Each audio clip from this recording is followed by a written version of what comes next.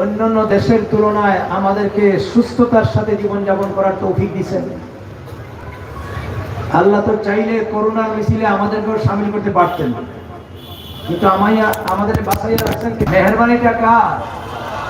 যদি আল্লাহ তাআলা আমাদের সবচেয়ে মূল্যবান হায়াতের জিন্দেগি আমাদেরকে দিয়েছেন, সুস্থতার সাথে জীবনযাপন করার তৌফিক দিয়েছেন, আল্লাহ পাকের দ্বীন চর্চা করার যে সুবর্ণ সুযোগ এনায়েত করেছেন, সেই মহান মাহবুদের দরবারে উচ্চ কণ্ঠে সবাই পড়ি আলহামদুলিল্লাহ। আর একটু আওয়াজ দিয়ে আমার সাথে বলেন রব্বানা লাকাল হামদ হামদান কাসীরা মুবারাকান তাইয়্যিবা ইয়া রাব্বি লাকাল হামদু কামা ইয়ানবাগি লিজালালি ওয়াজহিকা ওয়া আযীমি সুলতানিকা। এতগুলি শুকরিয়াতান স্বরূপ আল্লাহর দরবারে আমরা কালিমাগুলি উচ্চারণ করলাম এই জন্য যে আল্লাহর যদি দয়া না হতো, মেহেরবানি না হতো, আমরা বেঁচে থাকতে পারতামও না, আর এই ভালো কাজে উপস্থিত হতে পারতাম না। এই জন্য আবারও বলি আলহামদুলিল্লাহ। আমরা দোয়া করি আল্লাহ তাআলা করোনা ভাইরাসের হাত থেকে গোটা বিশ্ববাসীকে খুব শীঘ্রই নাজাত দিন। অনেকে শুধু মুসলমানদের জন্য দোয়া করেন, সমগ্র বিশ্বের জন্য দোয়া করতে হবে। মুসলমান ও মুসলমান আমরা সবাই কিন্তু আল্লাহর বান্দা, এই জন্য ইসলামে কোনো কার্পণ্যতা নাই। সম্মানিত উপস্থিতি, মূল্যবান কথা হবে, অযথ কথা রাখছে, কিন্তু আমি অনুরোধ করবো আমরা যারা দাঁড়িয়ে আছি মেহরবানি করে বসে পড়ি। আর প্রিন্ট মিডিয়ার ভাইদেরকে বলছি যারা দায়িত্বরত আছেন, যারা দায়িত্বে আছেন তারা ঘরে বাহিরে যেন বসে পড়ি। আমরা মেহরবানি করে সবাই বসে পড়ি। ইনশাআল্লাহ কথা হবে, কথা হচ্ছে, কথা শুনলে তো আল্লাহ পাক ফায়দা দিবে। দাঁড়িয়ে তাকাচ্ছে, বসে শোনা অনেক ভালো। মেহরবানি করে আমরা সকলেই বসে পড়ি ভাই।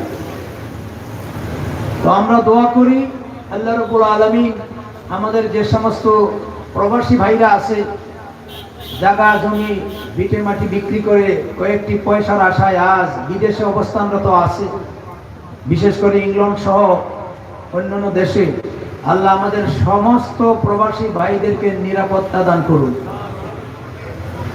কোনো ভাই যেন লাশ না হয়ে দেশে ফিরে, আল্লাহ সুস্থতার সাথে যেন মা বাবার কোলে ফিরাইয়া দেন।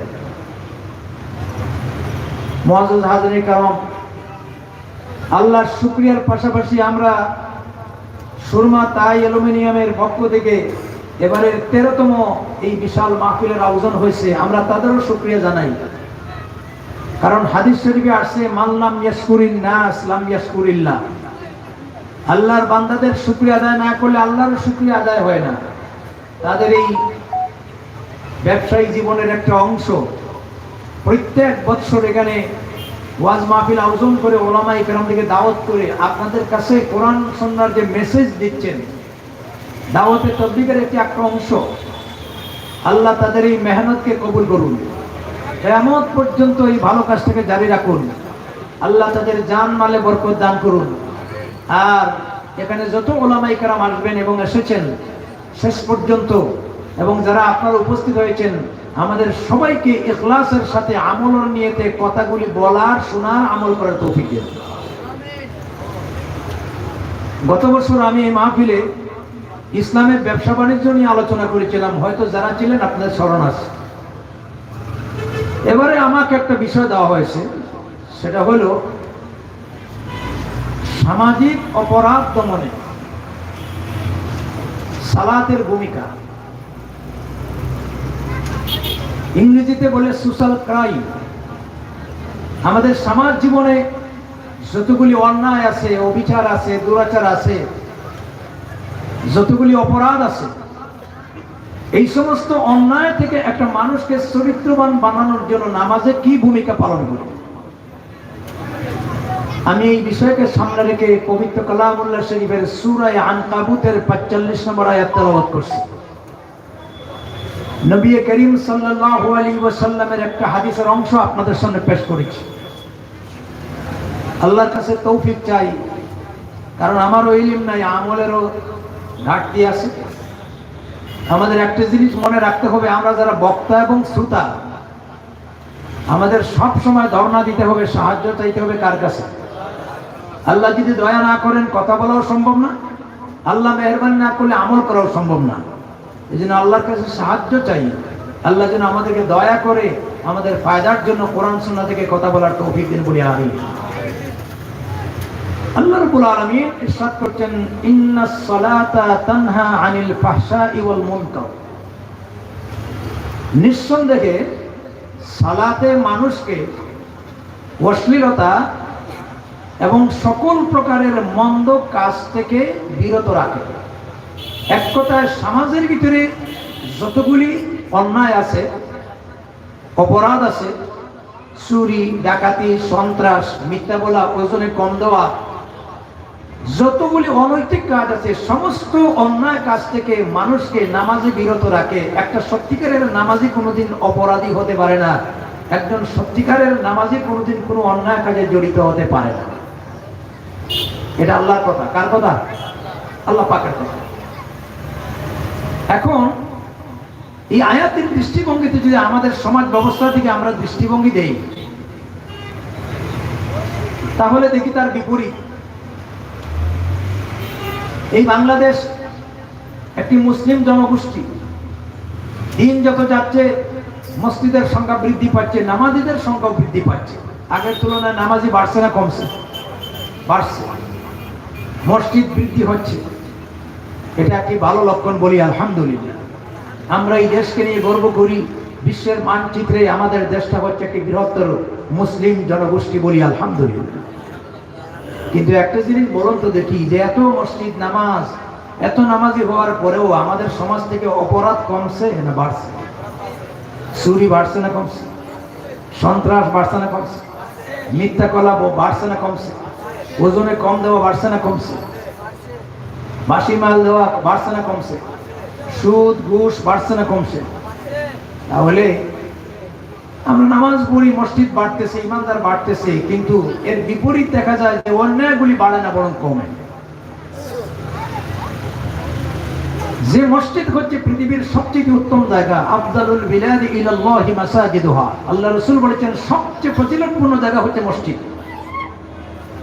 নিরাপদ নগরী। এই মসজিদও দেখা যায় অপরাধ থেকে এখনো মুক্ত না। আজান হলে অনেক মানুষ যায় নামাজ পড়তে, এর সাথে কিছু লোক যায় মাথায় টুপি দিয়ে জামা পরে। আপনার উদ্দেশ্য সুবহান রাব্বিয়াল আলা, এর উদ্দেশ্য জুতা কোন জোড়া ভাড়া। কথা বলেন না কেন? মসজিদে জুতা চুরি হয় না?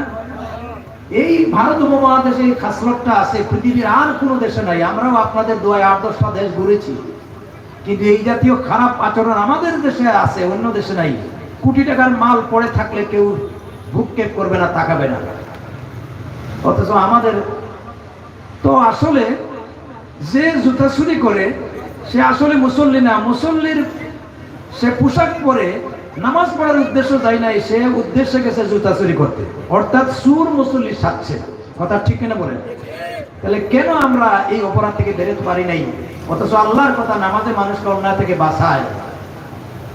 আসল কথা হলো আল্লাহর কথা ঠিকই আছে, কিন্তু যে নামাজে মানুষকে অন্যায় থেকে বাঁচাবে, চরিত্রবান বানাবে, এই নামাজ তো আমাদের মধ্যে নাই। আমরা যে নামাজ পড়ি, কি ধরনের নামাজ পড়ি? বাংলাদেশে মোটামুটি 3 শ্রেণীর নামাজি আছে। কয় শ্রেণীর নামাজি? এক শ্রেণীর নামাজি হলো সিজন ওয়ারি, সারা বছর মসজিদে যায় না, কিন্তু শবে বরাত আসলে, রমজান আসলে, কিছু কিছু ধর্মীয় দিবস আসলে কিন্তু মসজিদ খুলে না। এই জাতীয় মুসল্লি আমাদের এলাকায় আছে কি নেই?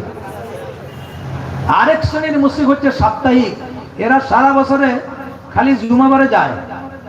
এই জাতীয় মুসল্লি এলাকায় আছে, যায়ও সবর শেষে আর ফিরে সকলের আগে। আরেক শ্রেণীর মুসল্লি আছে ওয়াক্তিয়া। এই 3 ক্রাইটেরিয়ার মুসল্লিদের ভিতরে সবচেয়ে কম নামাজি যারা, তারা হচ্ছে ওয়াক্তিয়া নামাজি। এবং বিশেষ করে এই শীত মৌসুমে অনেক মসজিদের অবস্থা আছে যে কোনো কোনো মসজিদে ইমাম মুয়াজ্জিন ছাড়া মুসল্লি দূরবীন দিয়ে খুঁজে পাওয়া যায়। আমি জিজ্ঞাসা করতে চাই, আল্লাহ তাআলা যে সালাতের বিধান দিলেন, নামাজের বিধান আমাদের উপরে দিলেন, এটা কি সিজনে একবার, না সপ্তাহে একবার, না ডেইলি 5 ওয়াক্ত? কথা বলতে হবে। প্রাপ্তবয়স্ক হওয়ার পর থেকে নিয়ে মৃত্যুর আগ পর্যন্ত শরঈ উযর ছাড়া আল্লাহ পাক নারী পুরুষ কাউকে নামাজের বিধান থেকে মুক্তি দেন নাই। মুসাফির অবস্থায় শিথিল করে দিয়েছেন, ফরজের 4 রাকাতের জায়গায় 2 রাকাত। আল্লাহ কত সহজ করেছেন, কিন্তু নামাজ মাফ করেন। অথচ আমরা বিপুল সংখ্যক নামাজি আছি যারা আমরা সঠিকভাবে 5 ওয়াক্তের নামাজ পড়ি না। আবার বহু লোকও আছে নামাজ পড়ে না, কিন্তু বুকে হাত দিয়ে বলে যে নামাজ পড়ি না, ঠিক আছে, কিন্তু ঈমান শক্ত আছে, সিমেন্টের মতো বাক। আল্লাহর নবী কি বলেছেন? আল্লাহর নবী বলেছেন, মান তারাকাস সালাতা মুতাআম্মিদান ফাকাদ কাফার। যেই ব্যক্তি ইচ্ছা করে নামাজ ছেড়ে দেবে, স্বেচ্ছায় সালাত বাদ দিয়ে দিবে, সে তো কুফরি কাজ করেছে। অন্য হাদিসে আসছে, মুসলমান আর অবিশ্বাসীদের ভিতরে কম্পেয়ার করার মতো, পার্থক্য করার মতো যে বিষয়টা, সেটার নাম হলো সালাত। মুমিনরা নামাজ পড়ে, অবিশ্বাসীরা নামাজ পড়ে না। সুবহানাল্লাহ। সুতরাং আপনি যতই নিজের ইচ্ছা স্বাধীন বলেন না কেন নামাজ পড়েন না, আপনার ঈমান ঠিক আছে। রাসূলুল্লাহ বলেছেন নামাজ নাই, ঈমানই নাই। as-salatu ইমাদুদ্দিন, নামাজ হচ্ছে ধর্মের খুঁটি। যেই ব্যক্তি নামাজ বাদ দিল, তার খুঁটিটাকে সে ধ্বংস করে দিল। খুঁটি না থাকলে, অন্তরপক্ষে একটা ঘর বানাতে গেলে চতুর্দিক দিয়ে 4টা খুঁটি, মাঝখানে একটা দিতে হয়। এই 5টা খুঁটি না থাকলে যেইভাবে উপনের শামিয়ানা রাখা যায় না, নামাজ না থাকলে আপনার দিন ধর্ম বলতে কিছুই থাকে না। ঠিক কিনা বলেন? তাহলে আজকে প্রথম নম্বর আমাদের যে ত্রুটি, সেটা হচ্ছে যে আমরা শুধুমাত্র সপ্তাহে একদিন, সিজনে এইভাবে নামাজ পড়লে চলবে না। আমরা নামাজ পড়বো যে যেখানে থাকবো, 5 ওয়াক্ত নামাজ, বিশেষ করে পুরুষ যারা আছে মসজিদে গিয়ে বা জামাতের সাথে আদায় করার চেষ্টা করবে। পারবো তো ইনশাআল্লাহ? আওয়াজে বোঝা যায় পারবেন না? মা বোন যারা আছে ঘরে পড়বেন, 5 ওয়াক্ত নামাজ পড়তে হবে। 2 নম্বর অবস্থা হলো, এই যে নামাজ আমরা পড়ি, আল্লাহ আমাদের তৌফিক দিয়েছেন, বেশিরভাগ নামাজ আমরা পড়ি, নামাজটা জিন্দা না, মুর্দা নামাজ। এখন বলতে পারেন হুজুর, জীবন্ত নামাজ বলতে কি বোঝায়, মুর্দা নামাজ কি? হাদিস শরীফে আছে, নামাজের ভিতরে নামাজের প্রাণ যেটা হলো, সেটা হলো খুশু খুজু। আর নামাজের ভিতরে যদি খুশু থাকে না, খুজু থাকে না, তাহলে বডি থাকবে মসজিদে, মন থাকবে বাহিরে, এটা মুর্দা নামাজ। কোরআনে কারিমে আল্লাহ রাব্বুল আলামিন সূরাতুল মুমিনুনে মুমিন জীবনের সফলতার জন্য যে সমস্ত গুণাবলীর কথা বর্ণনা করেছেন, এর ভিতরে 1 নম্বর গুণ হলো আল্লাযীনা হুম ফি সালাতিহিম খাশিউন। নিঃসন্দেহে তাদের জীবন সফল। সফল না বিফল? সফল। আল্লাযীনা হুম ফি সালাতিহিম খাশিউন, যারা নামাজের ভিতরে আন্তরিকতা, খুশু খুজু রাখে। খুশু খুজুর তাফসীর মুফাসসিরিনে কেরাম বলেছেন, নির্ধারিত টাইমে উত্তম রূপে ওযু করে, বিশেষ করে পুরুষ যারা মসজিদে গিয়া নামাজের ভিতরে যখন দাঁড়াবে, নামাজের যতগুলি আরকাম আছে, আহকাম আছে, ওগুলা ধীরে স্থিরে আদায় করবে। আর নামাজের ভিতরে যখন দাঁড়াবে, তখন তার মন থাকবে আল্লাহর দিকে। হাদিস শরীফে আসছে, কাআন্নাকা তারাহু ফাইন লাম তাকুন তারাহু ফাইন্নাহু ইয়ারাক। ও আল্লাহর বান্দারা, যখন তোমরা আল্লাহর সামনে দণ্ডায়মান হও, তোমাদের মন যেন থাকে কাআন্নাকা তারাহু, আমি যেন আমার মাওলা, আমার মুনিবকে চোখ দিয়ে দেখতেছি, কারণ আমি তার গোলাম। আল্লাহ হলেন মাবুদ, আর আমরা হলাম আমরা হলাম তার গোলাম। আমরা কার গোলাম? আর গোলাম? লজ্জা লাগে? আমরা কোন মানুষের গোলাম না, শাসকের গোলাম না, আমরা গোলাম আল্লাহর। এই কথাটা নামাজের ভিতরে বলি, ইয়াকা না'বুদু ওয়া ইয়াকা নাস্তাঈন। আমরা তো তোমার দাসত্ব করি, তোমার গোলামি করি। তো আমাদের মনের ভিতরে থাকবে, আমি যার সামনে দণ্ডায়মান হয়েছি, আমার মুনিব, আমার সচক্ষে আমার সামনে। আল্লাহর নবী বলেছেন, যদি এই ধরনের মন মানসিকতা নামাজের ভিতরে সৃষ্টি না হয়, অন্তরপক্ষে যেন এতটুকু মনের ভিতরে থাকে, আল্লাহ পাককে যদি দেখি না, আল্লাহ পাক কিন্তু আমাদের দেখতেছেন। সুবহানাল্লাহ। আল্লাহকে আমাদেরকে দেখেন না? ইন্নাহু হুয়াস সামিউল বাসীর। তিনি সবকিছু শোনেন, সবকিছু দেখেন। এখানে আল্লাহকে দেখার মানে হচ্ছে আল্লাহ ভীতি, যেইভাবে শ্রমিক মালিক সামনে থাকলে কাজে কোনো ফাঁকি দেওয়ার সুযোগ থাকে না, আল্লাহকে হাজির নাজির মনে করে আল্লাহর সামনে সালাত আদায় করলে এই সালাতের ভিতরে কোনো প্রকারের ফাঁকি ঝুঁকি দেওয়ার আর তাড়াহুড়া করার কোনো সুযোগ থাকে। সুতরাং আল্লাহকে দেখা দুনিয়ার এই চর্ম চোখ দিয়ে দেখা সম্ভব না, এখানে আল্লাহ ভীতি। তবে এতটুকু নিয়ত রাখতে পারি যে আল্লাহ তো দেখতেছেন, আল্লাহ দেখেন নাই? আল্লাহ দেখেন। আল্লাহর দৃষ্টিটা হচ্ছে মুহাইয়া। গোটা পৃথিবীর ভিতরে আল্লাহ রাব্বুল আলামিন সৃষ্টির খবর রাখেন। তিনি সৃষ্টি থেকে অমনোযোগী নন। আপনি গোপনে যা করবেন, প্রকাশ্য যা করবেন, অন্ধকারে যা করবেন, ঘরের ভিতরে যা করবেন, আল্লাহর দৃষ্টির সামনে সব কর্মকাণ্ড উন্মুক্ত।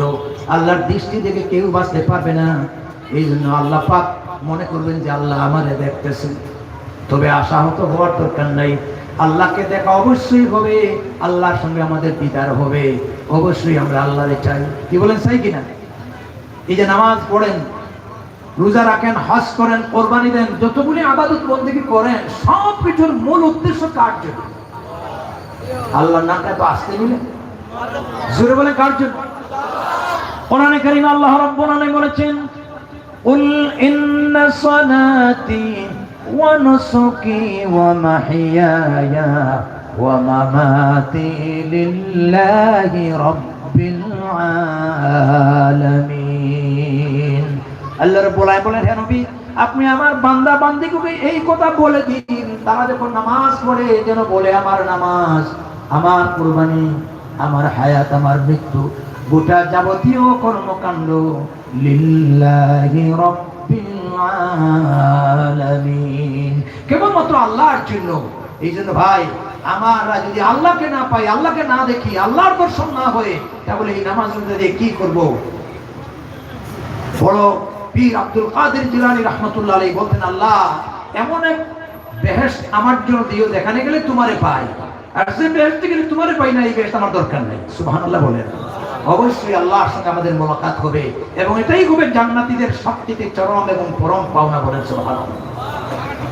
বুখারী শরীফের হাদিস, রাসূল করিম সাল্লাল্লাহু আলাইহি ওয়াসাল্লাম ইরশাদ করেছেন, যেই দিন কিয়ামতের দিন বিচার ফয়সালা হয়ে জান্নাতীরা জান্নাতে চলে যাবে, জাহান্নামীরা তাদের শাস্তিতে তারা চলে যাবে, তো আল্লাহ তাআলা জান্নাতীদের মাঝে মাঝে খোঁজ খবর নেবেন। জান্নাতীদের কি নেবে? খোঁজ খবর নেবে। আল্লাহর পক্ষ থেকে বলা হবে, ও আমার জান্নাতীরা, তোমরা কেমন আছো? জান্নাতীরা বলবে, রব্বুল আলামিন, আমরা কেমন আছি আপনি এই কথা জিজ্ঞাসা করেন। এই জান্নাতের বর্ণনা শুনেছি দুনিয়াতে আলেমদের মুখে, কোরআন সুন্নাহর মাধ্যমে। আমরা এমন এক জায়গায় আছি যেটা আমাদের চিন্তার বাহিরে, এত সুখ, এত শান্তি, আমাদের মনের যত চাহিদা পাওয়া সব আমরা এখানে পেয়েছি। এর চাইতে আনন্দ আর এর চাইতে সেফটি, নিরাপত্তা, এর চাইতে পিস, শান্তিদায়ক আর জীবন হতে পারে না। সুবহানাল্লাহ বলেন। আল্লাহ বলেন, আচ্ছা তোমাদের মনে আর কোনো জিনিসের আফসোস থাকে? তোমরা কি চাও? বলে, আল্লাহ আর কি আফসোস, যা চাইছিলাম তা পাইছি। তো জান্নাতের ভিতরে যারা নিম্ন দরজায় থাকবেন, ওরা বলবে, আল্লাহ আমাদের একটু আফসোস আছে। কি আফসোস? যে আল্লাহ যদি মেহেরবানি করে আবার আমাদের দুনিয়ার জীবনে ফিরাই দাও। কেন?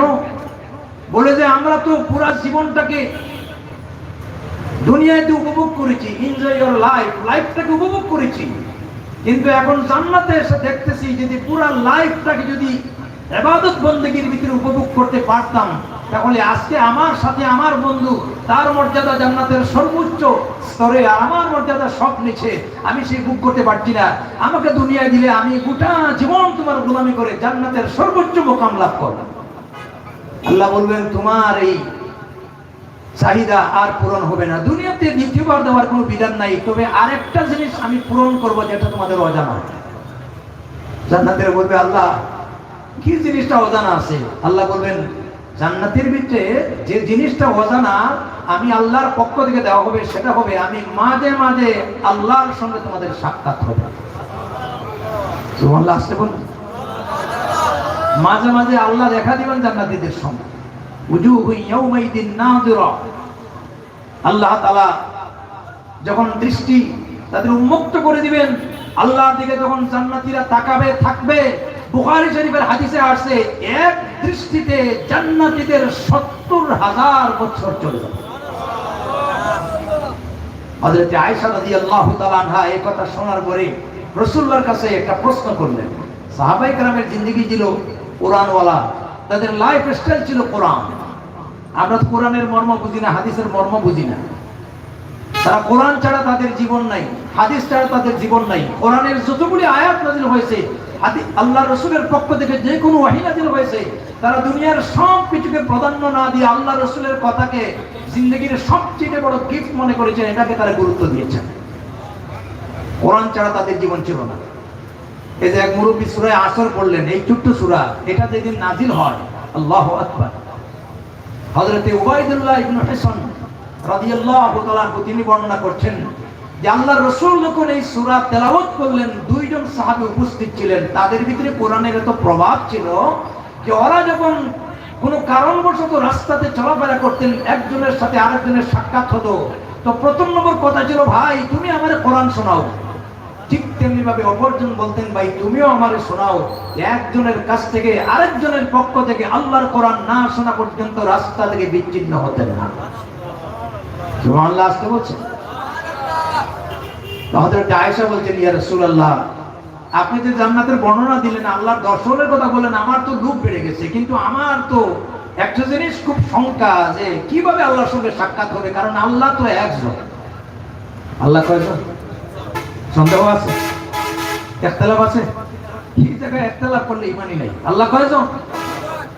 ছোট্ট একটা সূরা ইখলাস আল্লাহ রাব্বুল আলামিনের তাওহীদের আইডেন্টিটি দিয়েছেন, কুল হুয়াল্লাহু আহাদ। সবাই পড়েন আমার সঙ্গে, কুল হুয়াল্লাহু আহাদ, আল্লাহুস সামাদ, লাম ইয়ালিদ ওয়া লাম ইউলাদ ওয়া লাম ইয়াকুন লাহু কুফুয়ান আহাদ। আল্লাহ রাব্বুল আলামিন বলেন, বলে দাও হে নবী, তারা যেন বলে আল্লাহ এক হবে না। আল্লাহ হচ্ছেন অনলি ওয়ান, আল্লাহুস সামাদ। আল্লাহ হচ্ছেন অমুখাপেক্ষী, বেনিয়াস, তিনি কারো মুখাপেক্ষী নন। লাম ইয়ালিদ ওয়া লাম ইউলাদ, তিনি কাউকে জন্ম দেননি, তারাও কেউ জন্ম দেয় নাই। ওয়া লাম ইয়াকুন লাহু কুফুয়ান আহাদ, আকাশ আর জমিনের মাঝে আমার আল্লাহর সমকক্ষ কেউ নাই। তিনি আমার আল্লাহ, তিনি আমার, আওয়াজ দিয়ে বলেন, তিনি আমার কে? আল্লাহ। ইসমে আজম, বড় মজার নাম। अल्लाह अल्लाह का मुबारक नाम है, अल्लाह अल्लाह आशिकों का काम है। আল্লাহ শব্দের ভিতরে আশিকে, যারা আল্লাহর আশিক মাহবুব, তাদের কাছে যে প্রিয়, যে মজা লাগে, এটা অন্যের কাছে এই মজাটা বোঝানো যায়। তাহলে আয়েশা বললেন, ইয়া রাসূলুল্লাহ, আল্লাহ তো একজন, জান্নাতীদের সংখ্যা হবে কোটি কোটি, বিলিয়ন বিলিয়ন। আমি তো নারী মানুষ, শারীরিক দিয়েও আমরা দুর্বল, পুরুষের চাইতে আমাদের গায়ের শক্তি তেমন নাই। আমার তো বুঝে আসে না ওই ময়দানে মাশরে জান্নাতে আল্লাহর সঙ্গে কিভাবে আমরা দেখা করব। বাংলাদেশে বিশ্ব ইজতিমা হলে 30 লক্ষ 25 লক্ষ মানুষের সমাগম ঘটে। এর মধ্যেও যদি মানুষ হারিয়ে যায়, খুঁজিয়ে তালাশ করে বের করা কত অসম্ভব হয়ে যায়, ঠিক কিনা বলেন? আর যেখানে আদম আলাইহিস সালাম থেকে নিয়ে বিশ্বনবী মুহাম্মদ রাসূলুল্লাহ সাল্লাল্লাহু আলাইহি ওয়াসাল্লামের উম্মত পর্যন্ত কোটি কোটি জান্নাতীরা এক আল্লাহর সঙ্গে দেখা করতে গেলে কি ঘটনা ঘটবে।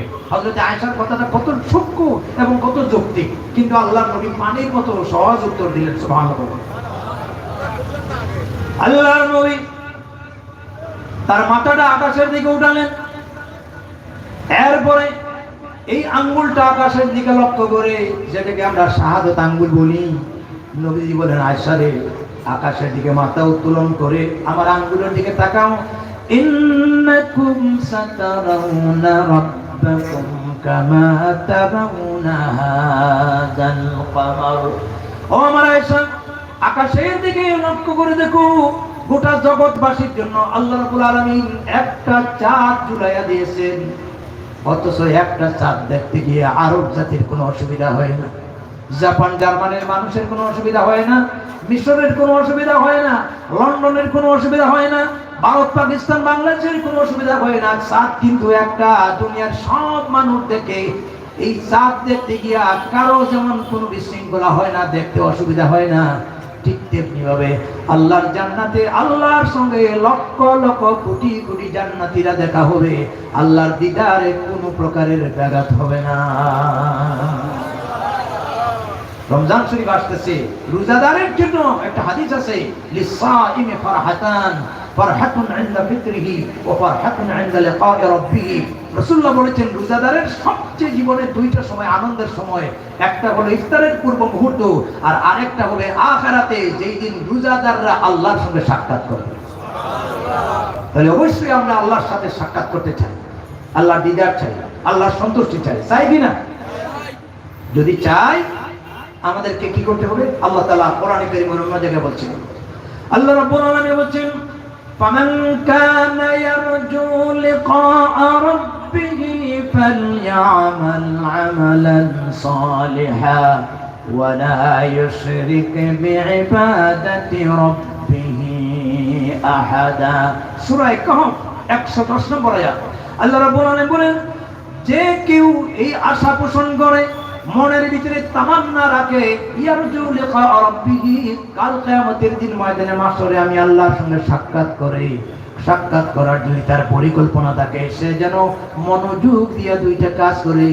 একটা হলো ফালিয়ামাল আমালান সালিহা, জীবনের সকল ক্ষেত্রে যেন আমলে সালেহ করে, সৎকর্ম সম্পাদন করে, ওয়ালা ইউশরিক বিইবাদাতি রাব্বিহি আহাদা, আর আমি আল্লাহর ইবাদতে কাউকে যেন অংশীদার না করে, শিরক মুক্ত বলনি করে, এই দুইটা কাজের প্রতি যারা মনোযোগী হবে, ইনশাআল্লাহ ময়দানে মাহশরে এই মুমিন আল্লাহর সঙ্গে সাক্ষাৎ করবে। বলেন সুবহানাল্লাহ।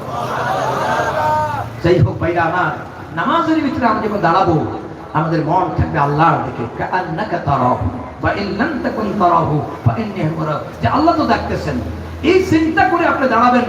কারণ নামাজ হচ্ছে আল্লাহর সঙ্গে কানেকশনের মাধ্যম। হাদিস শরীফে আছে, বান্দা বা বান্দি যখন যায় নামাজে দাঁড়ায়, মাঝখানে কোনো হিজাব থাকে না, সরাসরি আল্লাহ পাকের সঙ্গে কানেকশন হয়ে যায়। দুঃখ লাগে আমরা এই নামাজে টাইম দিতে রাজি না। দেখবেন বেশিরভাগ মুসল্লি মসজিদে গেলে তাড়াহুড়া, আছে কি নাই? আছে কি নাই? ঘন্টার পর ঘন্টা দোকানে, হোটেলে, রেস্টুরেন্টে মোবাইল টিভিতে যায়, এতে কোনো ব্যস্ততা অসুবিধা হয় না। মসজিদে গেলেই তাড়াহুড়া। ইমাম সাহেবের কেরাত যদি একটু লম্বা হয়ে যায়, কিছু মুসল্লি আছে পিছন থেকে সিগন্যাল শুরু করে দেয়। আছে কি নাই? জুমার দিন তো আরো খারাপ।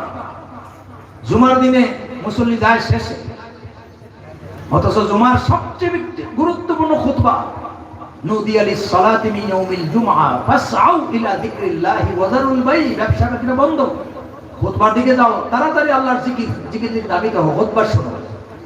আমরা খুতবা শুনি ঠিক, কিন্তু খুতবা একদিকে হয় আমরা পড়ি, আর আরেকদিকে মুসল্লিরা জিমায়। দেখবেন অনেক মুসল্লি আছে ট্যাবলেট খাইয়াও যে ঘুম আসে না, জুমার দিনে মসজিদে গিয়ে কিন্তু বিনা ট্যাবলেটে ঘুমায়। কথা বলেন না কেন? আর খুতবার তো প্রভাবই নাই।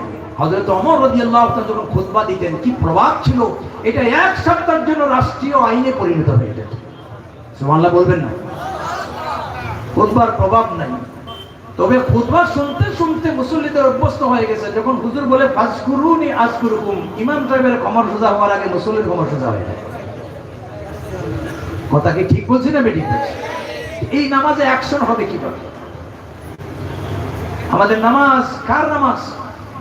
যে হাকিম উলামা তানবী রাহমাতুল্লাহ উদাহরণ দিয়েছিলেন, এক বাড়িতে সুর ঢুকছিল, সুর টাকার পকেট নিয়ে দৌড় দিচ্ছে, তো চতুর্দিকে আওয়াজ উঠছে, সুর ধরো, সুর ধরো। সুর বেচারা টাকার থলি নিয়ে ত্রিমুখী রাস্তায় দাঁড়াইয়া চিন্তায় পড়ে গেছে যে যাই কোন দিকে, যেদিকে যাবো ওইদিকে শুনি সুর ধরো, ধরা পড়ে যাবো।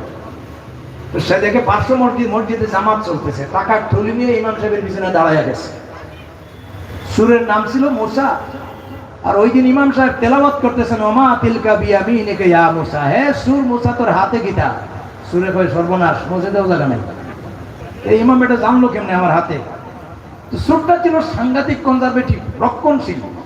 বলছে উসকুত ইয়া ইমাম, নিসফুল লাকা ওয়া নিসফুলি, এ বেটা আর কথা কইবি না, আমি যা চুরি করে আনছি এর মধ্যে তোর অর্ধেক মোর অর্ধেক। একটু জিকির করেন লা ইলাহা জোরে সোরে লা ইলাহা সুবহানাল্লাহ আলহামদুলিল্লাহ नहीं कहो नहीं अल्लाह चढ़ा ला इलाहा इल्लल्लाह सुबहानल्लाह अल्हम्दुलिल्लाह ला इलाहा इल्लल्लाह मुहम्मदुर রাসূলুল্লাহ সাল্লাল্লাহু আলাইহি ওয়াসাল্লাম। আমরা কি আরেকটু গায়ে গায়ে মিলে মিশে বসতে পারবো? বিপুল সংখ্যক ভাইরা দাঁড়ায় আসেন, মানুষের তুলনায় জায়গা ছোট, একটু হরকত করেন, আল্লাহ পাক বরকত দিবেন। করোনা টোনা হবে না, চিন্তা করিয়েন না। একটু সামনে আসেন, একটু সামনে আসেন, পিছনের ভাইগুলি দাঁড়ানো ভাইগুলি বসার ব্যবস্থা করে দেন, আল্লাহ আপনাদেরকে জান্নাতে বসার ব্যবস্থা করে দিবেন। আসুন জিকিরের সাথে আসুন, লা ইলাহা লা ইলাহা সুবহানাল্লাহ আলহামদুলিল্লাহ সুবহানাল্লাহ আলহামদুলিল্লাহ লা ইলাহা। যাই হোক আমার ভাইরা, আপনারা কি মতবাজ্জা আছেন আমার দিকে?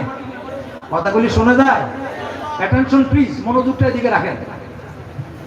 আমার সামনে তো হাজির کرام সাহাবাই کرامের নামাজ কেমন ছিল, আল্লাহু আকবার। তারা দ্রুত পড়তেন না ধীরে পড়তেন। রাত এবং দিন মিলে আল্লাহ আমাদেরকে 24 ঘন্টা দিয়েছেন, নামাজে বেশি সময় লাগে না। একটু ধীরে নামাজ পড়ে দেখেন, বড় জোর 1.5 থেকে 2 ঘন্টা লাগে। 2টা ঘন্টা নিরিবিলি আল্লাহর দেন, 22 ঘন্টা আল্লাহ আপনাকে দিয়েছেন। যে ব্যক্তি অন্ততপক্ষে 5 ওয়াক্তের সালাতে সুন্দরভাবে ধীরে স্থিরে নামাজ পড়তে গিয়ে 2টা ঘন্টা ব্যয় করবে, আল্লাহ বাকি 22 ঘন্টা ইবাদতে পরিণত করে দিবেন। আর নামাজের আরেকটা প্রাণ হলো, নামাজে আমরা দাঁড়াই ঠিকই, নামাজে অসংখ্য তাসবিহাত আল্লাহর শানে বলি, কোরআনের আয়াত বলি, সূরা বলি। দুর্ভাগ্য হলো এই নামাজে মজা না লাগার আরেকটা কারণ হচ্ছে যে যা কিছু আল্লাহর শানে বলি এগুলো আমরা বুঝি না। নামাজগুলো বুঝি না। কি বলছি? সুবহান রাব্বিল আযীম, রব্বানা লাকাল হামদ, সামি আল্লাহু লিমান হামিদা, আত-তাহিয়াতু লিল্লাহি ওয়া সালাওয়াত। অধিকাংশ মানুষ বুঝে না। আমাদের যে মসজিদগুলি চলছে এইভাবেই চলছে।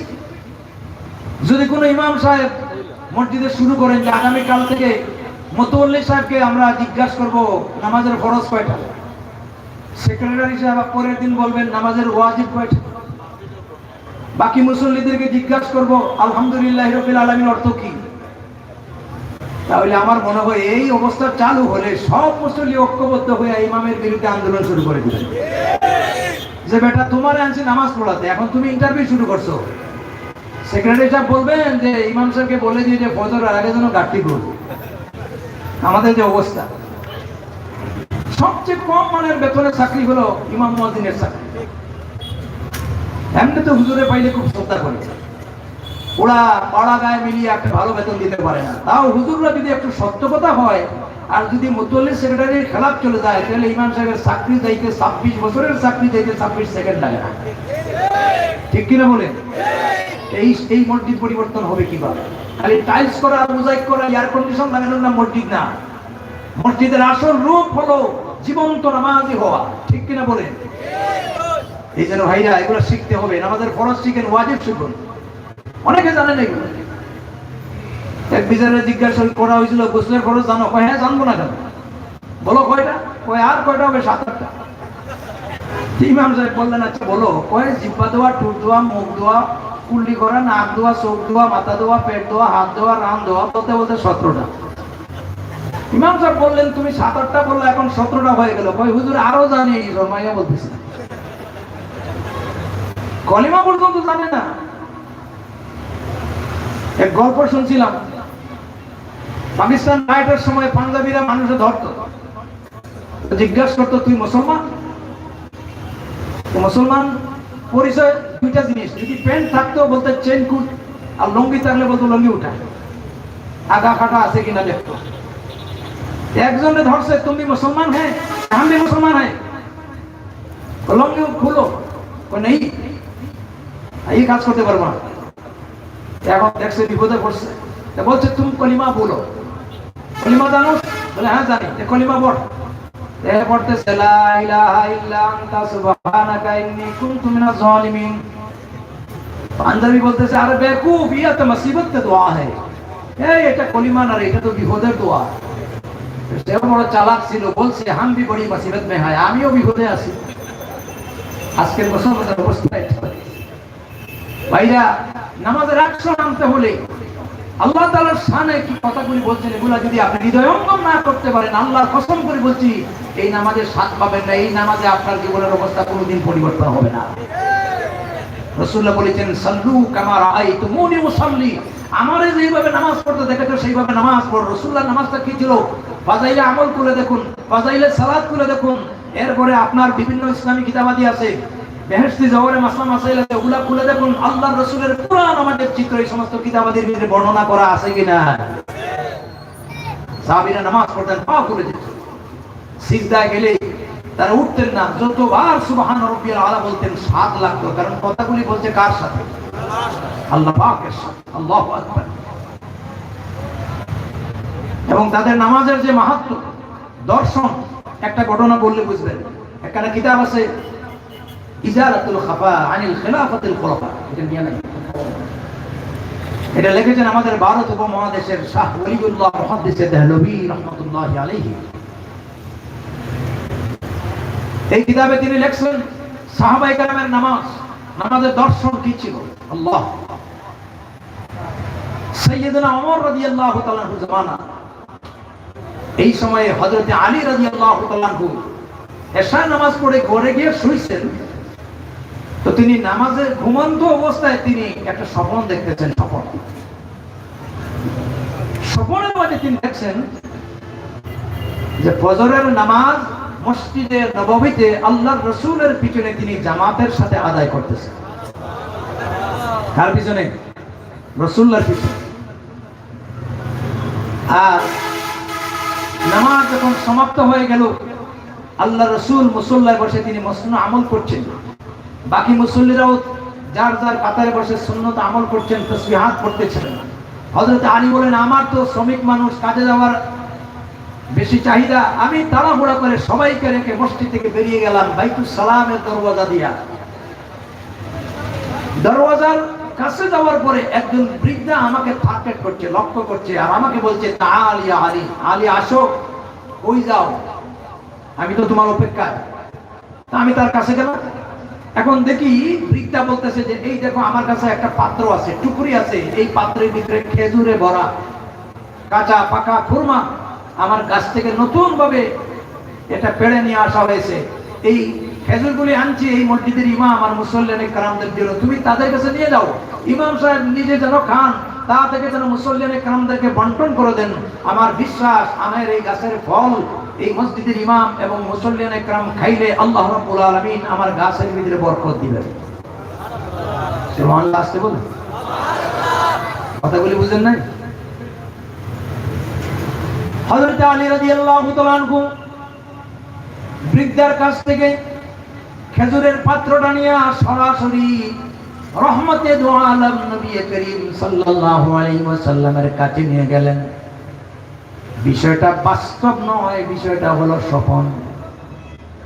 আল্লাহর হাবিব ওখান থেকে ডান হাত দিয়ে একটা খুরমা উঠালেন আর বললেন, যেহেতু মুসল্লিদের কাছে বন্টন করব, সুতরাং তোমারে দিয়ে স্টার্ট করি, তোমারে দিয়ে শুরু করি, হা করো। হযরত আলী বলেন, রাসূলুল্লাহর মোবারক হাতে আমার মুখে একটা খেজুর দেওয়া হলো, আমি ওইটা সাবাইয়া খাইতে লাগলাম। যখন খেজুরের রসটায় আমার মুখটা রসালো হয়ে গেল, আমার জীবনে বহু জাতের খেজুর খেয়েছি, বহু জাতের ফল ফলাদি আমি গ্রহণ করেছি, কিন্তু আজকে আল্লাহর হাবিবের কাছে একটা খেজুর খাইতে গিয়ে যে মজার স্বাদ পেয়েছি, এমন মজা আর স্বাদ জিন্দেগিতেও আমি অনুভব করি না। রাসূলের বরকতি হাত, মজা লাগবে না তো কি লাগবে? সুবহানাল্লাহ। এরপরে তিনি বলছেন যে আমার তো লালচ বেড়ে গেছে। আল্লাহর নবীকে লক্ষ্য করে বললাম, ইয়া রাসূলুল্লাহ, ইয়া হাবিবাল্লাহ, মেহেরবানি করে আপনার হাতে আমারে আরেকটা খেজুর দেন, আমার মন চাচ্ছে আপনার মোবারক হাতে আমি আরেকটা খেজুর খাই। আল্লাহর নবী আমার কথাগুলি উত্তর দিলেন না, একটা খেজুরও দিলেন না। আমি মনে মনে ভাবলাম নবীর কাছে আমার প্রস্তাবটা মনে হয় গ্রহণ হয় নাই, কারণ আমি যদি একা বেশি পাই অন্যদের ভাগে কম পড়বে। ইতিমধ্যে আমি রাসূলুল্লাহর হাতে দেখলাম যে পাত্রের দিকে লক্ষ্য করলাম, আর মসজিদের মুসল্লির দিকে লক্ষ্য করলাম, দেখলাম মুসল্লিদের চাইতে খেজুরের সংখ্যা অনেক বেশি। আমি আবার আল্লাহর নবীর কাছে দরখাস্ত করলাম, ইয়া রাসূলুল্লাহ, যেই হারে মুসল্লি এর চাইতে ডবল খেজুর আছে, আমার বাড়তি একটা দিলে কম পড়বে না, মেহেরবানি করে আপনি আর একটা খেজুর দেন। এই কথাগুলি তিনি বলতেছিলেন স্বপ্নের মাঝে। আর ইতিমধ্যে শুনেন মসজিদে নববীতে ফজরের সময় মুয়াজ্জিন আযান দিয়া দিছে। ফজরের সময় সব মসজিদে কিন্তু মুয়াজ্জিন সাহেব আযান দেয়, বাড়তি একটা কথা বলে। কোন কথা? আসসালাতু খায়রুম মিনান নাওম। এর অর্থ হলো নামাজ থেকে ঘুম অতি উত্তম, ঠিক না? ঠিকই তো বলবেন, আমাদের অভ্যাসটা তো এইভাবে। যেই হারে ঠান্ডার দিন আর এমন এক মিডিয়ার যুগ, মোবাইলে আজকে সবরে পাগল বানাইছে, বুড়াও পাগল, জোয়ানও পাগল, যুবক যুবতীরাও পাগল। এটারই ঠিকটি দিকে রাত 2টা-3টা বাজে। শয়তান, কোন শয়তানে যেটা আবিষ্কার করেছিল আল্লাহ জানে। আবার অনেকে বলবেন যে এটা বিজ্ঞানের নতুন আবিষ্কার, এটা কাজ দেয়। ভালো কাজ তো মাত্র একটাই দেয়, কমিউনিকেশন, যোগাযোগ। কিন্তু এটার ভিতরে যত শয়তানি আছে 99টা ডুবে গেছে। আছে কি নাই? কত ছেলেপেলে নষ্ট হচ্ছে অপব্যবহারের কারণে। এই মোবাইলে কত ফ্যামিলি ধ্বংস করেছে, পরকীয়া বাড়িয়ে দিয়েছে, প্রেম বাড়িয়ে দিয়েছে, ছেলেমেয়ের চরিত্র ধ্বংসের দ্বার পাতে নিয়ে গেছে। ঠিক কিনা বলে? ঠিকতে ঠিকতে রাত 2টা বাজলো, পরে দেখে ঠান্ডা ধরছে, ঘুম ঢুকলো লেপের নিচে। সকাল 11টা বাজিয়ে আয়ার পরে চোখ মুখ ফুলা, লেপের ভিতর থেকে বাইরে দেখে লঙ্গিও নাই, প্যান্টও নাই। এটা কি মুমিনের ঘুম না শয়তানের ঘুম? শয়তানের ঘুম। হ্যাঁ মুমিন মুসলমানেরা, এশার নামাজ পড়ে ঘুমাইয়া যাবা, ফজরের সময় যাতে জামাত মিক্স না হয় এই জন্য বাড়তি একটা কথা, সালাতু খায়রুম মিনান নাওম, ঘুম থেকে নামাজ ভালো। যারা এশার নামাজ পড়ে ঘুমাইয়া ফজরের নামাজটা জামাতে পড়ে, আল্লাহ তার সারা রাতের ঘুমটার ইবাদতে পরিণত করে দেয়। হযরত আলী বললেন, বেটা আযান দিল, আমার তো ঘুম ভেঙে গেল, কিন্তু আমার এত ডিস্টার্ব হলো, এত সুন্দর স্বপ্ন দেখছিলাম, রাসূলুল্লাহর হাতে খেজুর খাচ্ছি, নবীদের কাছে বাড়তি আরেকটা খেজুর খাচ্ছি, অথচ এই মুহূর্তে আযান দিয়া আমার স্বপ্নটা অর্ধেক হয়ে গেল, খেজুর হাত ছাড়া হয়ে গেল। তবে তিনি বলছেন, এগুলো নেন, ডিস্টার্ব দিয়েন না।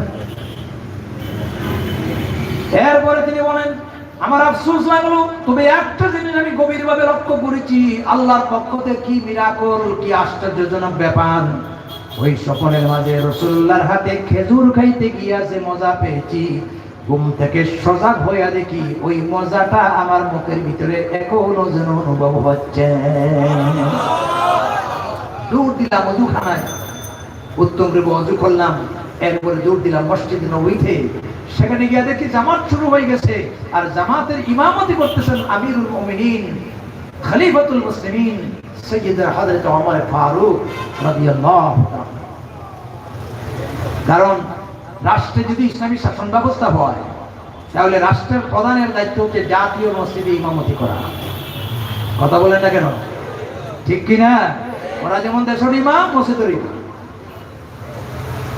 আর একজন মানুষ যদি সত্যিকারের ইমামতি করে বা নামাজ পড়ে, নামাজি হয়, আর তার দ্বারা যদি রাষ্ট্র চলে, আশা করা যায় সঠিক নামাজিরা দেশ চালালে দেশের ভিতরে কোনো প্রকারের 2 নম্বরই হওয়ার সম্ভাবনা কম থাকে। ঠিক কিনা বলেন? কিন্তু আমাদের রাষ্ট্রীয় নামাজে তো কোনো গুরুত্বই নেই, ধর্ম যার যার, উৎসব সবার। এই জাতীয় কথাগুলি যারা বলে, এটা কুফরিমূলক কথা। কথা ঠিক কিনা? আমার ধর্ম আমার, আমার উৎসব আমার।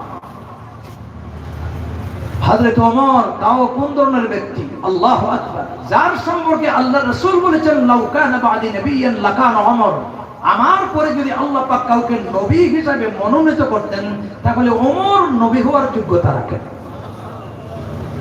আর হযরত আলীও কিন্তু কম না, যে আলীর সম্পর্কে রাসূলুল্লাহ বলেছেন, আনা মাদিনাতুল ইলম ওয়া আলীউন বাবুহা, আল্লাহ পাক আমাকে জ্ঞানের রাজ্য বানিয়েছেন, আর এই রাজ্যের প্রধান দরওয়াজা আমার আলী। সুবহানাল্লাহ বলবেন না? ভালো লাগতেছে না? অবসরের কথা বলছি না, শুনেন। হযরতে আলী দাঁড়াইছেন ওমরের পিছনে। হযরতে ওমর এমন এক লোক ছিলেন, যখন পুত্তলিকতার জমানায় 17 জন হায়ার এডুকেটেড সবচেয়ে আরবি জ্ঞানের উপরে যারা দখল ছিল, গ্রামার, ফাসাহাত, বালাগাত যারা জানতেন, এর ভিতরে হযরত ওমর ছিলেন অন্যতম জ্ঞানী ব্যক্তি।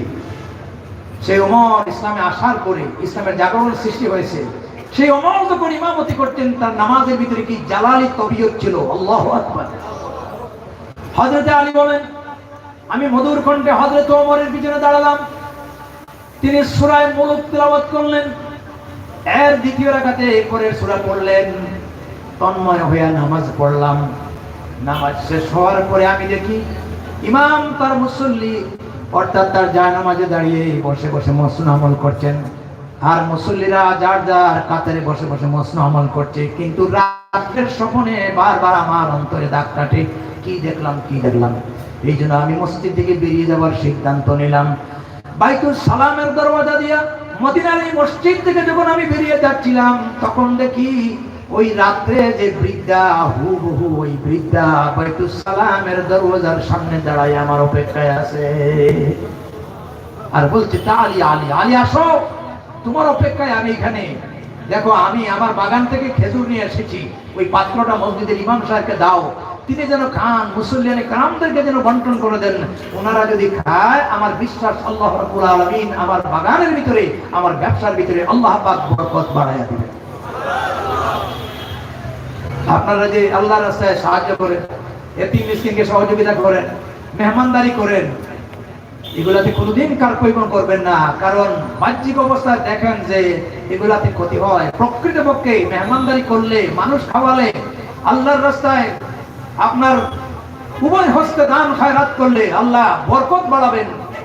1 টাকা দেন, 1 কোটি টাকার বরকত বাড়াই দিবেন। কারণ আল্লাহর কাছে রিজেকের, বরকতের কোনো অভাব, কথা বলে আছে, বলি আলহামদুলিল্লাহ। হযরতে আলী দারুণ সন্তুষ্ট যে আমার রাত্রির যে কাহিনী আজকে ফজরের নামাজে আসিয়া তো আমি পেয়ে গেলাম। দারুণ খুশি। খেজুরের পাত্র নিয়ে গেছেন সাইয়্যিদনা হযরত ওমর রাদিয়াল্লাহু তাআলা আনহুর কাছে। হযরত ওমর বলেন, দাঁড়াও আলী, কই যাও? মুসল্লিয়ানে কেরামদের জন্য যখন এক ব্যক্তি মেহমানদারির ব্যবস্থা করেছে, তো তুমি আমাদেরকে দিয়ে যেতে পারবে না, দাঁড়াও, আমি প্রথমে তোমারে দিয়ে শুরু করি, হা করো, আল্লাহু আকবার করবে না। হযরত ওমরের হাতে একটা খেজুর দিলেন আলীর মুখে। হযরত আলী বলেন, আমার আরো দারুণ খুশি লাগলো, স্বপ্নে রাসূলুল্লাহর হাতে খেজুর খাইলাম, আর ফজরের নামাজে আসিয়া ওমরের হাতে বাস্তবায়নে খেজুরটা খেলাম। দেখি আমি খুব, আমার মুখ রসালো হয়ে গেছে, খুব টেস্ট লাগতেছে, মজা লাগতেছে। তো তিনি হযরত ওমরকে লক্ষ্য করে বলছেন, জিদিনি ইয়া ওমর তামরাতান উখরা, ওমর রে, মেহেরবানি করে যদি দয়া করো তে আল্লাহর ওয়াস্তে আমার আরেকটা খেজুর মুখে দাও। শোনাল বলবে না? ওমর তো আর দিচ্ছেন, তিনি মনে মনে ভাবছেন ওই রাতের কাহিনী। তিনি মনে করছেন আমার বাড়তি একটা দিলে অন্যদের ভাগে কম পড়বে। তিনি বলছেন, আরে ভাই দেও, মুসল্লি তো বেশি না কম, খেজুর বেশি, আমার একটা বাড়তি দিলে কম পড়বে না। হযরত ওমর কি উত্তর দিয়েছেন, আল্লাহু আকবার, বলছেন, ইয়া আলী, লাউ আন্না রাসূলুল্লাহি সাল্লাল্লাহু আলাইহি ওয়াসাল্লাম যাদাত লাযিদনাক, যদি স্বপ্নের মধ্যে আল্লাহর হাবিব তোমাকে একটার বেশি বাড়তি আরেকটা খেজুর দিতেন, আমি অবশ্যই তোমারে আরেকটা খেজুর দিতাম। হযরত আলী রাদিয়াল্লাহু তাআলা ওমরের কথা শুনে আশ্চর্য হয়ে গেলেন। বললেন, ইয়া ওমর, আহিয়া রুয়া রুআইতাহা আম হিয়া গায়ব, এটা কেমন ধরনের কথা তুমি বললা? স্বপ্ন দেখলাম আমি, আর তুমি জানলে কেমনে? নাকি গায়ব থেকে অদৃশ্যভাবে তোমার এই বিষয় অবগত করা হয়েছে? স্বপ্ন দেখছেন কি আলী? আর ওমর বলছেন, লাউ আন্না রাসূলুল্লাহি সাল্লাল্লাহু আলাইহি ওয়াসাল্লাম যাদাত লাযিদনা, যদি রাসূলুল্লাহ তোমারে বাড়তি দিতেন আমি দিতাম। এটা তো আমি স্বপ্ন দেখছি, তুমি জানলে কেমনে? হযরত ওমর বলছেন, ওয়াল্লাহি ইয়া আলী, মা হিয়া রুইয়া ওয়ালা হিয়া গায়ব, আল্লাহর কসম করে বলছি, এটা কোনো স্বপ্ন নয়, আর এটা কোনো গায়ব নয়। ওয়ালাকিন্নাল মুমিনা ইযা আখলাসা কলবাহু ইয়ারাহু বিনুরিহি, আসল কথা হলো আল্লাহ রাব্বুল আলামিন মুমিনের অন্তরের ভিতরে এমন একটা শক্তি দিয়েছেন, পাওয়ার দিয়েছেন, যখন মুমিনরা নামাজে দাঁড়ায় আর তন্ময় হয়ে আল্লাহর সঙ্গে কানেকশন জোগাড় করে মুমিনের অন্তরের চক্ষু দিয়া দুনিয়ার অনেক কিছুর আগাম খবর নেওয়ার মতো ক্ষমতা অর্জন করতে পারে। মসজিদে বসে বসে তারা রাষ্ট্র চালাইছেন, জুমার নামাজ আর কোথায় সারিয়া রাদিয়াল্লাহু তাআলার পাহাড়ে যুদ্ধ করছেন, ওখান থেকে ডিরেকশন দিয়েছেন, ইয়া সারিয়াত আল জাবাল, ও সারিয়া পাহাড় দিকে লক্ষ্য করো, পাহাড় দিকে লক্ষ্য করো। সুবহানাল্লাহ বলবেন না? এই ছিল তাদের নামাজের আধ্যাত্মিকতা। আর আজকে এই নামাজটাকে আমরা খামখেয়ালি করে পড়ি, তাড়াহুড়া করে পড়ি, তো এই নামাজে আমার চরিত্রবান বানাবে কিভাবে, আর এই নামাজ থেকে আমরা ফায়দা পাবো কিভাবে? এই জন্য ভাইরা আমার, আসল কথা হচ্ছে নামাজের ভিতরে নামাজটাকে জিন্দা বানান, মনটাকে আল্লাহর দিকে মতওয়াজ্জা করে ধীরে স্থিরে নামাজ পড়ুন, ইনশাআল্লাহ দেখবেন নামাজের টেস্ট পাবেন। এই নামাজ দ্বারা আপনি উপকৃত হবেন, আপনার ফ্যামিলি উপকৃত হবে, আপনার জাতি উপকৃত হবে, ঠিক কিনা? তাছাড়া আরেকটা কাজ করতে পারলে আরো ভালো হয়, সেটা হলো কি, নামাজের ভিতরে আমরা আল্লাহর সামনে যা বলি একটু বোঝার চেষ্টা করি। নামাজের ভিতরে আমরা আলহামদুলিল্লাহ দিয়ে শুরু করি, অথচ আলহামদুলিল্লাহ ছাড়া নামাজ হয় না। লা সালাতা ইল্লা বিফাতিহাতিল কিতাব, এমন কোন নামাজ নাই যে নামাজের ভিতরে আলহামদুলিল্লাহ পড়া হয় না। কেন? আলহামদুলিল্লাহ গোটা কোরআনুল কারীমের মা, উম্মুল কোরআন বলা হয়েছে, কোরআনের জননী। এবং এটার একটা দুইটা নাম না, অসংখ্য অগণিত আলহামদুলিল্লাহ নাম আছে। এর ভিতরে একটা নাম হলো সূরাতুস সুওয়ার। নামাজে যখন আল্লাহর বান্দা বান্দি দাঁড়ায়া আলহামদুলিল্লাহ পড়ে, তো এটা দ্বারা বান্দা তার আল্লাহর দরবারে দরখাস্ত করে, অ্যাপ্লিকেশন করে। হাদিস শরীফে আছে আলহামদুলিল্লাহর ভিতরে দুইটা অংশ, একটা অংশ আল্লাহর আর আরেকটা অংশ আল্লাহর বান্দার। বান্দা যখন নামাজে দাঁড়ায়া বলে আলহামদুলিল্লাহি রাব্বিল আলামিন আর রহমানির রহিম মালিকি ইয়াউমিদ্দিন, প্রতিটি কথার জবাব আল্লাহর আরশ আজিম থেকে আপনার কাছে আসে। হামিদানি আবদি, মাজ্জাদানি আবদি, আসনা আলাইয়া আবদি, আপনি যতগুলো কথা বলেন আল্লাহ তার প্রত্যেকটা কথার উত্তর আরশ আজিম থেকে দিতেই থাকেন। আসল কথা বলি যে আমাদের অন্তরের কান দিয়ে শুনতে পারি না, হৃদয়ঙ্গম করতে পারি না। শুধু তাই না, এই যে কথাগুলি বলেন এর উত্তরগুলি আল্লাহ পাকের কোরআনে দেওয়া হয়েছে। কোথায় দেওয়া হয়েছে? কোরআনে দেওয়া হয়েছে। কোরআনই হচ্ছে একটি মিরাকল কিতাব, একটি ঐশী বাণী। কোরআনে কারীমের ভিতরে বলা হয়েছে বান্দা যখন বলে আলহামদুলিল্লাহ, এর অর্থ হলো যাবতীয় প্রশংসা আল্লাহর জন্য। প্রশংসা কার? আমরা নামাজের মতো ইবাদতে দাঁড়িয়ে প্রশংসা করি কার? শুধু নামাজে না, হাদিস শরীফে আছে আলহামদুলিল্লাহ আলা কুল্লি হাল, বান্দা সর্বাবস্থায় প্রশংসা করবে কেবলমাত্র কার? আল্লাহ পাকের। কারণ আমরা তার কাছেই বিনয়ী হিসেবে থাকবো, তার কাছেই ধর্ণা দিব। তিনি ছাড়া আমাদের কোনো বাঁচার উপায় নাই, ঠিক কিনা? রিজিকের মালিক, হায়াতের মালিক, সম্পদের মালিক, ইজ্জতের মালিক, সব কিছুর মালিককে। এই জন্য আল্লাহর নিয়ামত যখন পাবেন শুকরিয়া আদায় করবেন। লাইন শাকারতুম লাযিদান্নাকুম, বান্দা নিয়ামত আদায় করলে নিয়ামত আরো বেশি বেশি করে আল্লাহ বরাদ্দ করেন। সুবহানাল্লাহ। আর নামাজে যখন দাঁড়ান তার প্রশংসা দিয়ে আল্লাহ আলহামদুলিল্লাহ, সমস্ত প্রশংসা আল্লাহর। আল্লাহ এর উত্তরে কি বলছেন কোরআনে জানেন?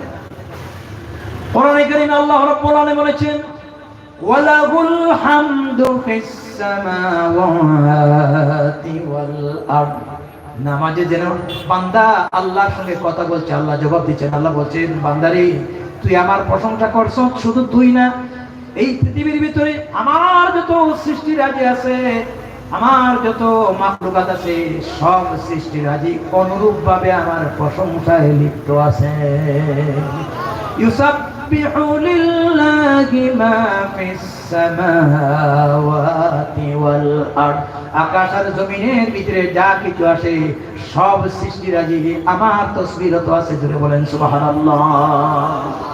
আপনি বলেছেন রাব্বিল আলামিন, জগৎ সমূহের রবের জন্য। আমাদের রবকে? আসতে বলছেন। আমাদের রবকে? আল্লাহ রাব্বুল আলামিন। আল্লাহ রাব্বুল আলামিন তার জবাবে বলছেন ইন্নাল্লাযীনা ক্বালু রাব্বুনাল্লাহু সুম্মা ইসতাকামু فلا خوف عليهم ولا هم يحزنون আল্লাহ রাব্বুল আলামিন বলেন যারা বলে আমার রব আল্লাহ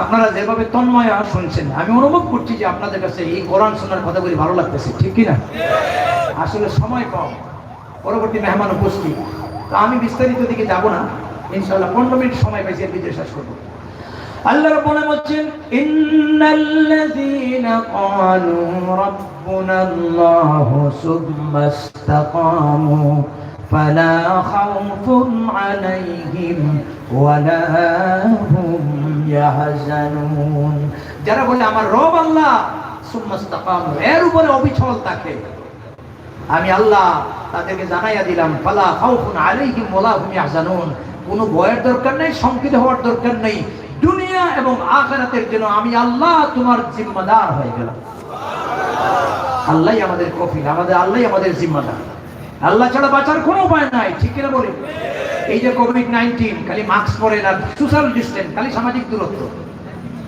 আমি বলি সামাজিক দূরত্ব না শারীরিক দূরত্ব মানুষ সমাজবদ্ধ দিক দূরত্ব হতে হতে যদি আমরা একেবারে একজন আরেকজনের আড়াল হয়ে যাই তাহলে সমাজ চলবে না ঠিক কিনা বলেন সুতরাং মাস্ক পরতে হবে স্বাস্থ্যসম্মতভাবে থাকতেই হবে কিন্তু একটা জিনিস মনে করবেন যে খালি এইগুলা মানলেন আর আল্লাহর উপর কোনো বিশ্বাস নাই আল্লাহর কাছে ধর্ণা দিলেন না আল্লাহর কসম করে বলছি শুধু মাস্ক পরে আর সোশ্যাল ডিসটেন্স করে এই করোনা ভাইরাস থেকে নাজাত পাওয়া যাবে না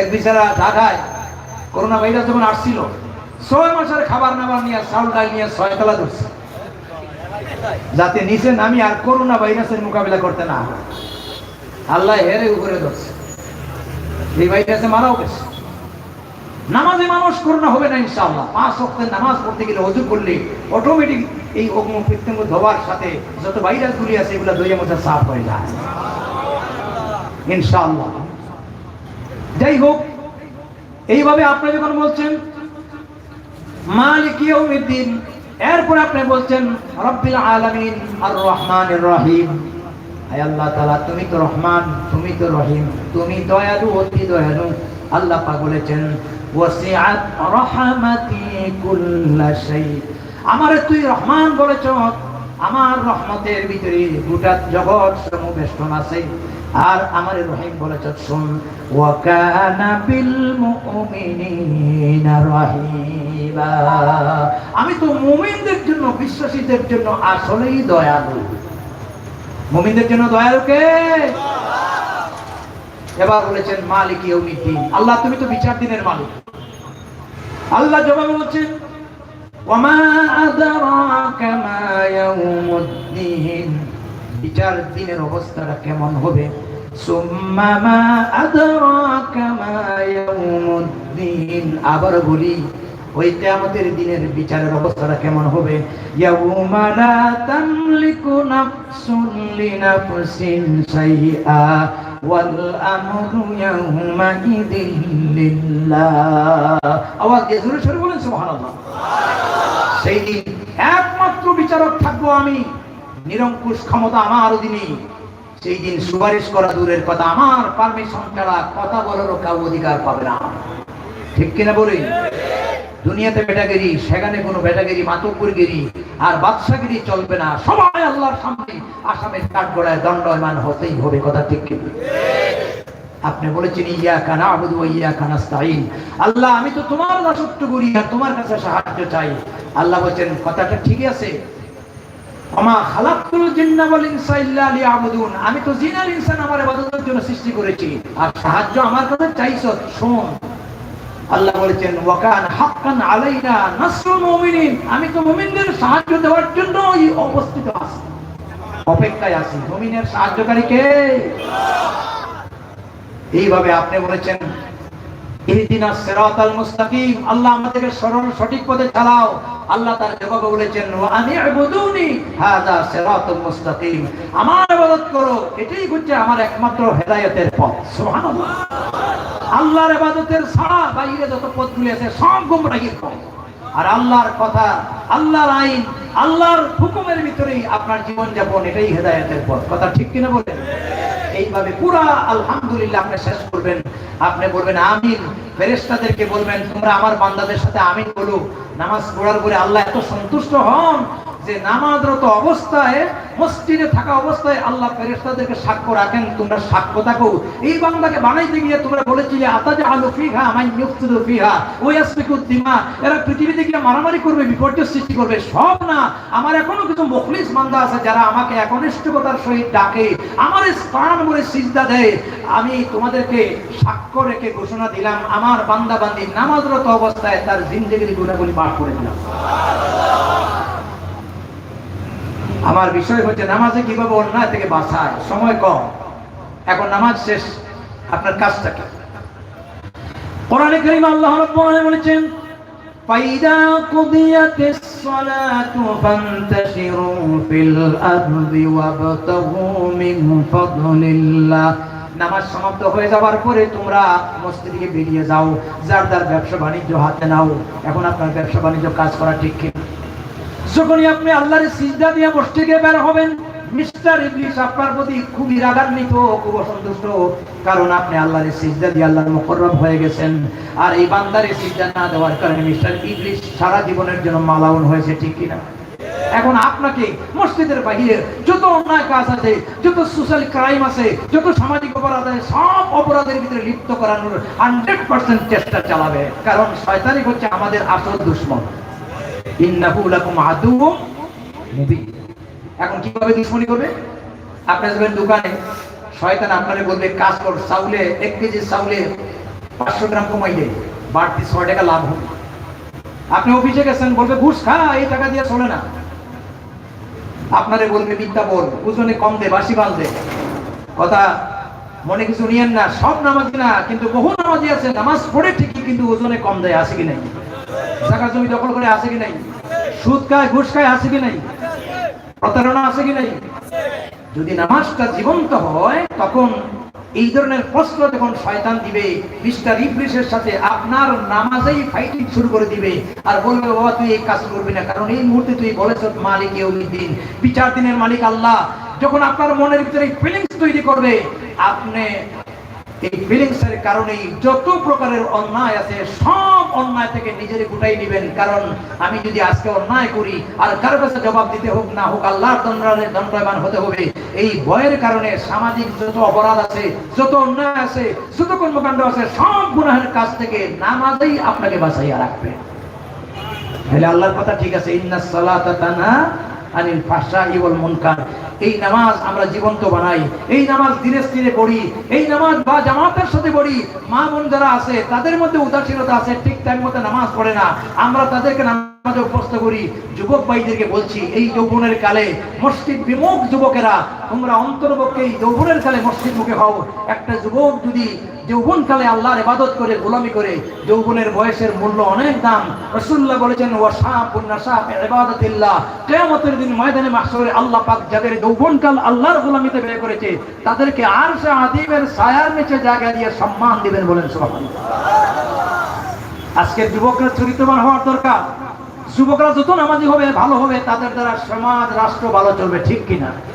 এই জন্য নবী করিম সাল্লাল্লাহু আলাইহি ওয়াসাল্লাম যুবকদেরকে মোটিভেশন করছেন। একটা ঘটনা বলে শেষ করে নিব। আল্লাহ রাসূল একদিন মসজিদে খুতবা দিচ্ছেন, বিপুল সংখ্যক মুসল্লির উপস্থিতি। আল্লাহ রাসূল দেখলেন বেশিরভাগ যুবক। হুজুরের মনটা দারুণ খুশি। আজকের যুবকরা যদি এইভাবে মসজিদ নামাজমুখী হয়, তাহলে এদের দ্বারা সমাজ রাষ্ট্র সুন্দর হয়, ঠিক কিনা? বক্তব্য দিচ্ছেন, তন্ময় হয়ে শুনছে। সব শেষে একজন যুবক এসেছে, ওনার নাম আব্দুল্লাহ বিন জাদিদ রাদিয়াল্লাহু তাআলা।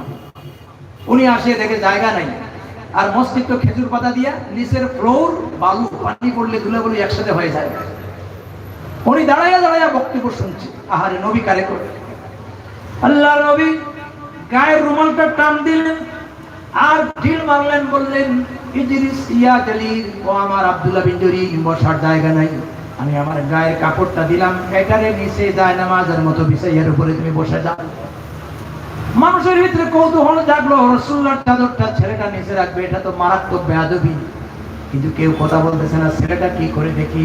আব্দুল্লাহ বিন জারির দুইটা হাত দিয়ে জাপটা মারে ধরলেন, আর কাপড়টা মুখে নিয়ে চুমু দিলেন, মাথায় পেঁচে পেঁচে পাগড়ি বানাইয়া দিলেন, আর কান্না বিজড়িত কণ্ঠে বললেন, আকরামাকাল্লাহ কামা আকরামতানি ইয়া রাসূলুল্লাহ।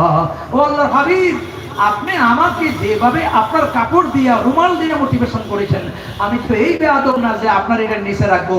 এটা আমার জিন্দগির সবচেয়ে বড় গিফট, এটা আমি চুমু দিয়ে সম্মান দিছি, আর মাথায় পেঁচে পেঁচে এটা পাগড়ি বানাই দিছি। তবে আমি দোয়া করি, আল্লাহ পাক আপনার শান আরো বুলন্দ করুন, আপনার মর্যাদা আল্লাহ আরো বাড়াইয়া দিন, যেইভাবে এতগুলি মানুষের সামনে আপনার গায়ের কাপড় দিয়ে আমি যুবকটার সম্মান বাড়াই দিলেন। হাদিস শরীফে আসছে, রাসূলের এই আচরণে যুবকটা যেভাবে নামাজমুখী হয়েছে, তার জিন্দেগিতেও জামাত ছাড়া তো দূরের কথা, তাকবীরে উলা অর্থাৎ প্রথম তাকবীরের সাথে তার জীবনে সারা জীবন নামাজ পড়েছে, তার জিন্দেগিতে একটা ওয়াক্ত নামাজ টুটে নাই। এই যে ভাই আমার, নামাজই মানুষকে অন্যায় থেকে বাঁচায়। এই নামাজ সচরাচর দেখা দেখি পড়বো না, নামাজ পড়বো ধীরে স্থিরে সন্তুষ্ট চিত্তে, এবং নামাজে যা কথাগুলি বলি বুঝে পড়ার চেষ্টা করব। যদি বুঝতে পারি সূরা কারাতগুলি বুঝে পড়ি, নামাজে মজা লাগবে কিনা, স্বাদ লাগবে কিনা? অবশ্যই স্বাদ লাগবে। আমরা বর্তমান বিশ্বে বৈশ্বিক মহামারী সহ বিভিন্ন ধরনের বিপর্যয়ের সম্মুখীন হচ্ছি, এগুলা থেকে বাঁচার জন্য আল্লাহর আশ্রয় চাইতে হবে। ওয়াস্তাঈনু বিস-সাবরি ওয়াস-সালাহ, আল্লাহ বলেন ধৈর্য ধারণ করো আর নামাজের মাধ্যমে আমি আল্লাহর সাহায্য তালাশ করো। যে ব্যক্তি আল্লাহর সামনে দণ্ডময় হইয়া নামাজের ভিতরে আল্লাহর সাহায্য চাইবে, আল্লাহ মুহূর্তের ভিতরে তার সমস্ত বিপদ আপদ দূরীভূত করে দিবেন। আর কথা বলাইতে যাব না, পরবর্তী মেহমান উপস্থিত। আমরা ধন্যবাদ জানাই সুরমা তাই অ্যালুমিনিয়ামের পক্ষ থেকে এবারের প্রায় 13তম বার্ষিক ওয়াজ মাহফিল, ইনশাআল্লাহ হযরত বলছেন হাত তুলে দোয়া করবো। আচ্ছা ইনশাআল্লাহ আজকের সভাপতি, আমরা দোয়া করি এই মাহফিল হতে আপনারা খুশি নেবেন। যার বছর এখানে এই জাতীয় কথাগুলি হোক, রাজি আছেন তো?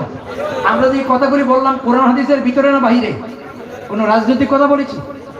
দেখেন ভালো জিনিসে অনেক কিন্তু শয়তান থাকে, কথা বুঝছেন? মুরব্বি বলতেছেন তো,